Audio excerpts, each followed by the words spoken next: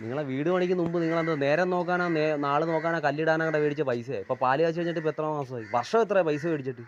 ഇത് നിങ്ങളൊക്കെ എന്ന് പറഞ്ഞു കഴിഞ്ഞാൽ ജാതിക്കും മതത്തിന് കൊണ്ട് കൊടുക്കുന്ന അങ്ങോട്ട് പോയാൽ പോരേ നമ്മുടെ അടുത്തോട്ട് വരുന്നത് എന്തിനാണ് അല്ല നിങ്ങൾ എന്തോ സമുദായത്തിൻ്റെ അടുത്ത് പോകണം നമ്മുടെ അടുത്ത് വരുന്നത് എന്തിനാ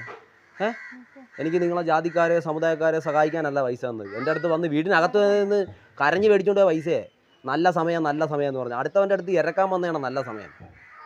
തിരുമേനി പറഞ്ഞ് ഈ സമയത്ത് കല്ലിട്ടില്ലെങ്കിൽ വീട് പൊങ്ങത്തില്ലെന്ന് അടുത്തവൻ്റെ അടുത്ത് ഇറക്കാൻ വന്നതാണ് നല്ല സമയം മനസ്സിലേ എത്ര വർഷമായി ഇപ്പം നിങ്ങൾക്കൊക്കെ വീട് കെട്ടി കിടന്നാൽ മതിയേ നമുക്ക് കിടക്കണ്ടേ ഞാൻ പൈസ ഉണ്ടെങ്കിൽ എനിക്കല്ലേ ഏടേ നിങ്ങൾ അണ്ണനൊന്നും കുടിക്കുമല്ലോ കുടിക്കാൻ പൈസ ഉണ്ടല്ലോ കുടിക്കാൻ പോകുള്ള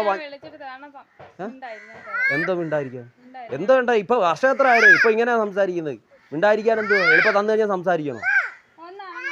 ഇപ്പൊ പാലുകാച്ചി കഴിഞ്ഞ് കയറി എല്ലാവർക്കും അവരൊരു പൈസ ഉണ്ടാക്കുന്ന അവരവർക്ക് വീട് കെട്ടാനും ആവശ്യത്തിനും അല്ല നാട്ടുകാരെ സഹായിക്കാനല്ല അത് നിങ്ങളെ ഭർത്താവിൻ്റെ അടുത്ത് വിളിച്ച് പറ അവൻ്റെ അടുത്ത് വല്ല ജാതിയുടെ മതത്തിൻ്റെ പറയുമ്പോൾ അവനെ കയറി കൊള്ളുമല്ലോ എങ്കിൽ പിന്നെ സമുദായക്കാരുടെ അടുത്തോട്ട് പോകണം എൻ്റെ അടുത്തോട്ട് വന്നേ എന്തിനാ അവനെൻ്റെ സ്വഭാവം അറിയാമല്ലോ